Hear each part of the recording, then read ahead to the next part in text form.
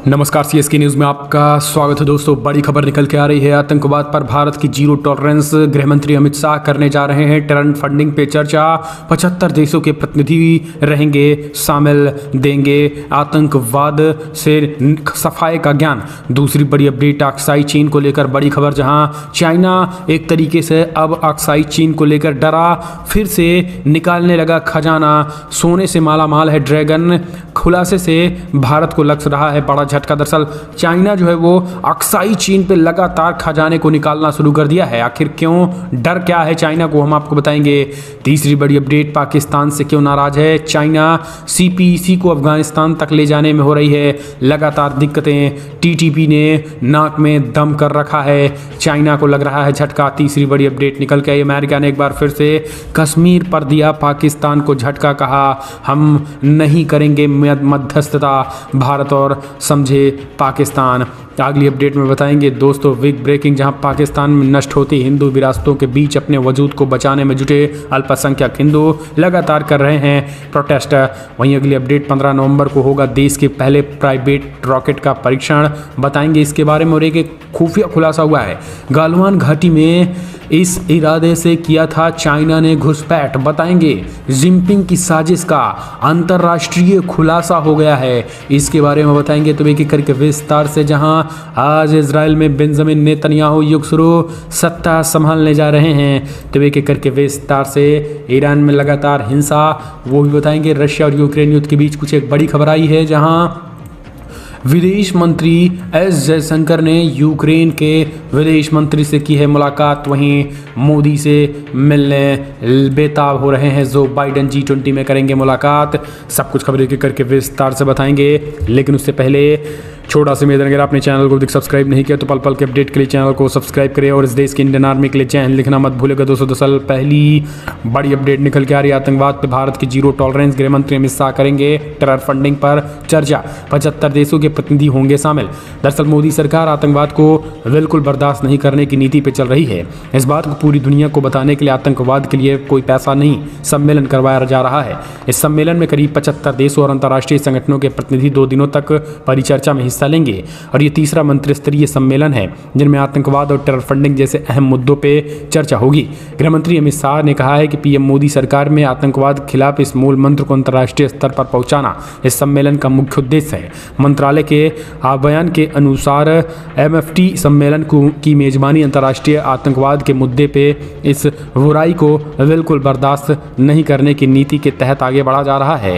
अंतर्राष्ट्रीय समुदाय में इस मुद्दे पे चर्चा कराने को मोदी सरकार द्वारा की जा रही अहमियत को दर्शाती है। केंद्रीय गृहमंत्री अमित शाह इस सम्मेलन में शिरकत करेंगे और आतंकवाद के विरुद्ध लड़ाई में सफलता हासिल करने के लिए आतंकवाद एवं उसके सहयोग तंत्र के खिलाफ संघर्ष में भारत का संकल्प सामने रखेंगे। आपको बता दें इस पूरे मामले में जो है वो 75 देश के प्रतिनिधि शामिल होंगे। गृह मंत्री अमित शाह अध्यक्षता करेंगे।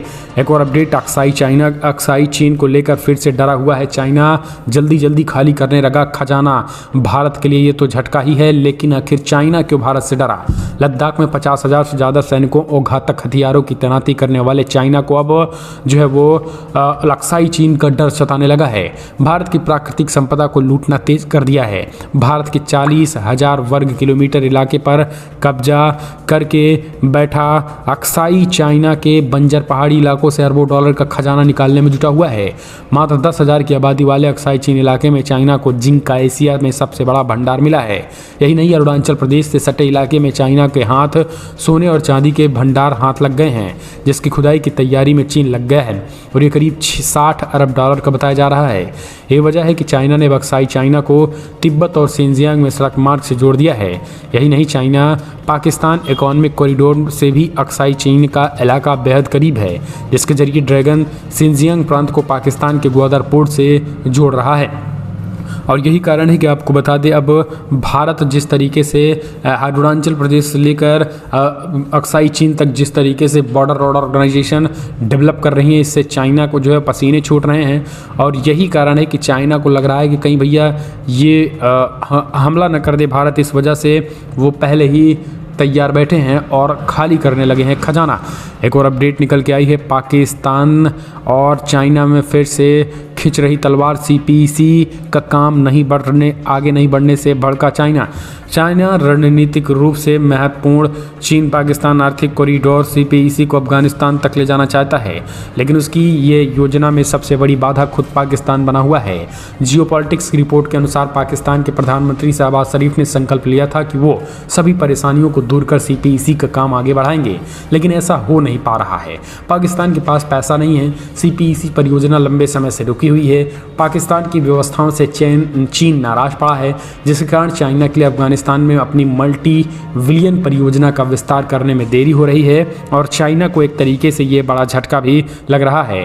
दरअसल आपको बता दें, चाइना में आगे बढ़ने के लिए जिस तरीके से बलूचिस्तान लिबरेशन आर्मी भी एक बड़ी रोड़ा है और पाकिस्तान के खिलाफ ही खड़े हो चुके हैं। और भ्रष्टाचार तो सबसे बड़ा मुद्दा यही है।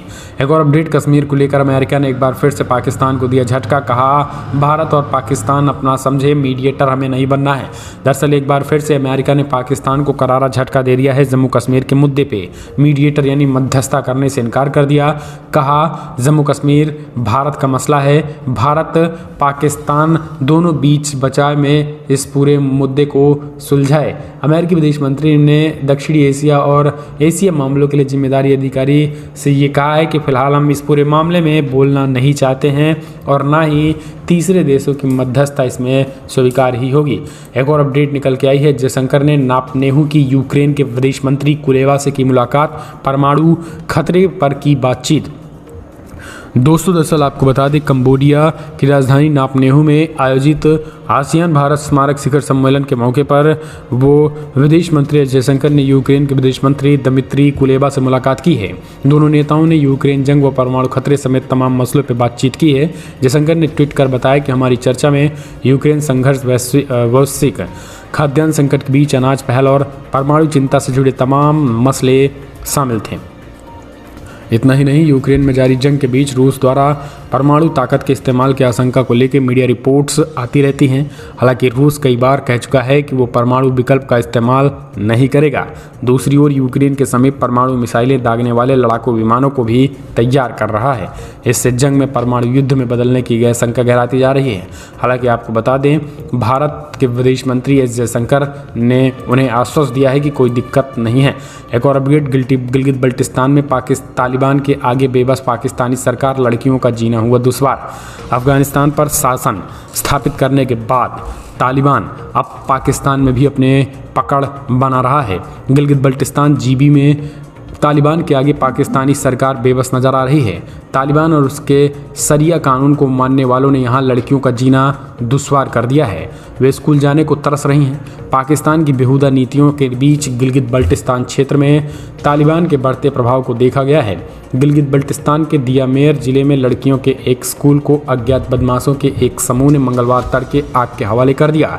स्थानीय मीडिया ने बताया कि आगजनी करने वालों ने ड्यूटी पे तैनात स्कूल गार्ड को किडनैप कर लिया और फिर उस स्कूल में आग लगा दी गई है। इस स्कूल में कुल 68 छात्राएं पढ़ती थी। कई महिला नेताओं और कार्यकर्ताओं ने इस हमले का विरोध किया। तो लगातार जो है वो गिलगित बल्टिस्तान में तालिबान के आगे बेबस नज़र आ रही है पाकिस्तान।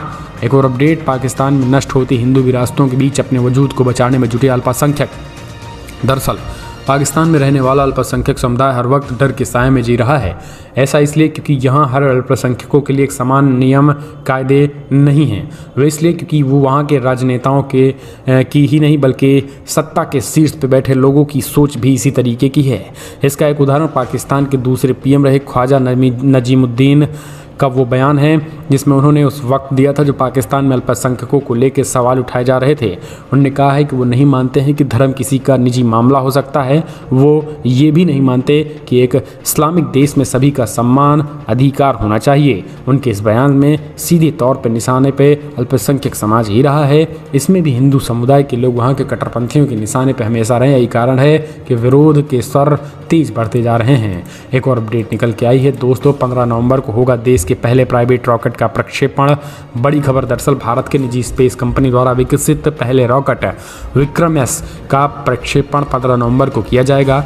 हैदराबाद के अंतरिक्ष स्टार्टअप स्काईरूट एयरस्पेस ने शुक्रवार को एक घोषणा की है। स्काईरूट एयरस्पेस के इस पहले मिशन को प्रारंभ नाम दिया गया है, जिनमें 3 उपभोक्ता पेलोड होंगे और इसमें श्रीहरिकोटा में भारतीय अंतरिक्ष अनुसंधान संगठन के लॉन्च पैड से प्रक्षेपित किया जाएगा। कंपनी ने शुक्रवार को कहा है कि दिल की धड़कनें तेज हो गई हैं, सभी की निगाहें आसमान की ओर हैं। अगर ऐसा होता है तो भारत एक नया इतिहास रच देगा, क्योंकि प्राइवेट क्षेत्र में ये पहला कहीं गालवान घाटी में इस इरादे से की गई थी चीन ने घुसपैठ, जिनपिंग की साजिश का बड़ा अंतर्राष्ट्रीय खुलासा।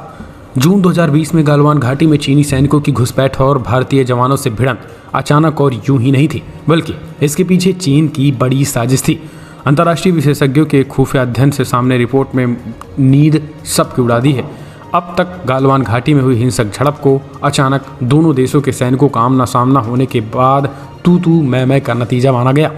अब अंतर्राष्ट्रीय विशेषज्ञों की अध्ययन रिपोर्ट ने चीन की साजिश का भंडाफोड़ कर दिया।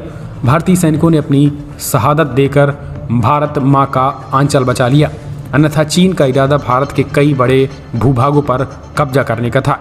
गालवान घाटी में चीनी सैनिकों की घुसपैठ अकारण नहीं थी। अंतर्राष्ट्रीय अध्ययन रिपोर्ट के अनुसार अक्साई चीन क्षेत्र में चीनी सैनिकों की घुसपैठ सभी विवादित क्षेत्रों पर पूर्ण कब्जे की नीयत से की गई थी।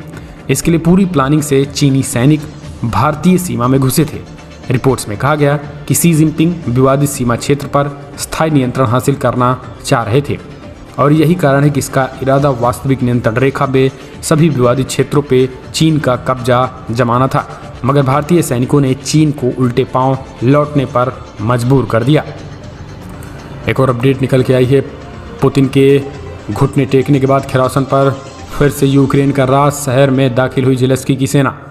रूस में व्लादिमीर पुतिन की सेना की ओर से खिरासन में घुटने टेकने के बाद अब एक और बार फिर से इस शहर का यूक्रेन पर राज हो गया है। शनिवार को यूक्रेन की सेना खुरासन में प्रवेश कर गई। यूक्रेन के खिलाफ युद्ध शुरू होने के कुछ ही दिनों बाद रूसी सेना ने प्रांतीय राजधानी खुरासन पर कब्जा कर लिया था। खुरासन से रूसी सैनिकों के जाने और यूक्रेनी सेना की वापसी के बाद शहर में लोगों को खुशियां मनाते हुए भी देखा गया था।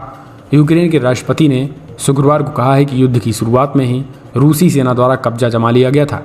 बड़ी प्रांतीय राजधानी खुरासन में विशेष सैन्य इकाइयाँ दाखिल हो चुकी हैं। रणनीतिक रूप से महत्वपूर्ण इस शहर में अपने सैनिकों को वापस बुला लेने की प्रक्रिया पूरी होने के रूस के ऐलान के कुछ घंटे बाद एक वीडियो संबोधन में राष्ट्रपति व्लादिमीर ज़ेलेंस्की ने कहा है, अभी हमारे रक्षक शहर की ओर बढ़ रहे हैं। थोड़ी देर में हम शहर प्रवेश करने वाले हैं, लेकिन विशेष इकाइयाँ पहले से ही शहर में हैं। एक और अपडेट, इजराइल में फिर आ रही बेंजामिन नेतन्याहू का युग, रविवार को संभालने जा रहे हैं सत्ता। इजराइल में एक बार फिर से बेंजामिन नेतन्याहू युग आने वाला है।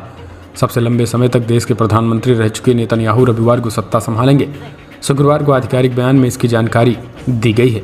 सांसदों के साथ विचार विमर्श के बाद इजराइल की प्रेसिडेंसी ने बताया है कि पूर्व प्रधानमंत्री बेंजामिन नेतन्याहू रविवार को नई सरकार बनाने के लिए आधिकारिक जनादेश हासिल कर लेंगे। गौरतलब है कि 1 नवंबर को हुए चुनाव में नेतन्याहू और दक्षिणपंथी सहयोगियों ने संसद में स्पष्ट बहुमत हासिल किया था। इसके बाद से इस दिग्गज नेता ने सत्ता में वापसी की थी। बता दें, तमाम राजनीतिक गतिरोधों के बाद बेंजामिन नेतन्याहू का रास्ता रोक दिया गया था। इसके चलते इजराइल में पिछले 4 सालों से भी कम समय में 5 बार चुनाव करने पड़े थे। इजराइल की 120 सदस्यीय विधायिका के 64 प्रतिनिधियों ने सिफारिश की और राष्ट्रपति इसहाक ने भी ये बातें स्वीकारी। एक और अपडेट निकल के आई है दोस्तों, जीजस को ब्लू टिक, एक ट्वीट से कंपनी को 1223 अरब का घाटा। जी हाँ, दरअसल आपको बता दें, ट्विटर के नए मालिक एलन मस्क के फैसले कंपनी के कर्मचारियों और दूसरी कंपनियों पर भी भारी पड़ रहे हैं। पिछले महीने के अंत में मस्क ने ट्विटर को 44 अरब डॉलर में खरीदा और इसके बाद से ट्विटर की स्टीयरिंग एलन मस्क के हाथों में आई और झटके दूसरी कंपनियों कर्मचारियों को लग रहे हैं। इससे पहले तक मस्क ट्विटर कर्मचारियों को कहर बरपा रहे थे और अब उनके फैसले से दूसरी कंपनियों पर इसकी वजह मस्क ट्विटर वेरिफिकेशन से जुड़ा एक फैसला है। दरअसल मस्क ने ब्लू टिक वेरिफिकेशन को पेड सब्सक्रिप्शन प्लान का रूप दे दिया। मस्क के ऐलान के बाद ट्विटर ने वेरिफिकेशन अकाउंट के लिए $8 चार्ज करना शुरू कर दिया। यह सर्विस कुछ ही दिनों में लॉन्च की गई थी। रिपोर्ट्स की माने तो इसे फिलहाल सस्पेंड कर दिया गया और मगर इसकी वजह से एक कंपनी को अरबों डॉलर का नुकसान हो गया। अब कई ऐसे फर्जी कंपनी जो है वो $8 लेकर बाकायदा जो है वो उसी नाम से जो है वो ट्विटर अकाउंट बना रहे हैं और गलत सलत जो है वो ट्वीट कर रहे हैं, जिस वजह से अब उनको भारी नुकसान का सामना करना पड़ना लग रहा है। एक और अपडेट निकल के आई है दोस्तों, बिग ब्रेकिंग, पूर्व पीएम नवाज शरीफ दिसंबर में लौट सकते हैं पाकिस्तान। ये बड़ा ऐलान। हम चलते हैं एक और अपडेट। मुंबई एयरपोर्ट पर रोके गए शाहरुख खान, कस्टम ड्यूटी न भरने पर की गई पूछताछ। बॉलीवुड के सुपरस्टार शाहरुख खान की गिनती बड़े कलाकारों के साथ साथ अमीर सितारों में भी होती है। हाल ही में शाहरुख दुबई में एक अवार्ड शो में शिरकत करने पहुंचे थे। वहां उन्होंने अपने खास अंदाज से सभी का दिल भी जीत लिया था, लेकिन दुबई से लौटते हुए उन्होंने मुंबई एयरपोर्ट पर रोक लिया गया। बीती रात शाहरुख पर अपनी टीम के साथ मुंबई एयरपोर्ट पहुंचे तो उनके साथ पूछताछ की गई। पूरे मामले की अगर बात करें तो शाहरुख खान और उनकी मैनेजर पूजा ददलानी को कस्टम ऑफिसर्स ने एयरपोर्ट पर रोककर उनसे 1 घंटे तक पूछताछ की थी। मिली जानकारी के अनुसार सुपरस्टार के पास महंगी घड़ियों के कवर थे, जिनकी कीमत 18 लाख रुपए थी, जिसके लिए उन्हें लगभग 6.5 लाख कस्टम ड्यूटी भरनी थी। Shahrukh Khan private chartered plane से आए थे, जिसके बाद एक्टर को T3 टर्मिनल पर उन्हें रोक लिया गया था। हालांकि पूछताछ के बाद शाहरुख खान ने कस्टम अधिकारियों को पूरी तरीके से सहयोग किया और एजेंसियों को कस्टम ड्यूटी भी भरी। सुबह 5 बजे पेनल्टी के तौर पर कस्टम ड्यूटी भरी गई, जिसके बाद किंग खान को छोड़ा गया। एक और अपडेट निकल के आई है दोस्तों, तेलंगाना में गरजे प्रधानमंत्री नरेंद्र मोदी, अंधेरे में ही खिलता है कमल, तेलंगाना में भी हर जगह खिलेगा। पीएम मोदी ने केसीआर को घेरा। प्रधानमंत्री नरेंद्र मोदी तेलंगाना में हैं। इस दौरान उन्होंने सत्तारूढ़ टीआरएस को आड़े हाथों लिया। कहा, टीआरएस राज्य की जनता के साथ विश्वासघात कर रही है। उन्होंने कहा, तेलंगाना में हर जगह कमल खिलेगा। पीएम मोदी ने कहा है कि जब चारों ओर घना अंधेरा छा जाता है तभी कमल खिलता है। उन्होंने कहा कि आज तेलंगाना में भी कमल खिलता नजर आ रहा है। तेलंगाना में अंधेरा छटने की शुरुआत हो गई है। अगले साल होने वाले तेलंगाना विधानसभा चुनाव माना जा रहा है कि मुख्य मुकाबला बीजेपी और टीआरएस के बीच ही होगा। प्रधानमंत्री मोदी ने कहा है कि जब अंधेरा बहुत बढ़ जाता है, चारों ओर घना अंधेरा हो जाता है। फिलहाल फटाफट ब्रेकिंग न्यूज़ में इतना ही। और तेलंगाना की सत्ता तो वैसे भी पीएम मोदी ने हिला कर रख दी है। एक और अपडेट, हिमाचल प्रदेश के चुनाव हुए। हिमाचल प्रदेश में 65% के करीब वोटिंग। डशीगंग ने भी रच दिया है इतिहास। तो दोस्तों 8 दिसंबर को आएंगे फिलहाल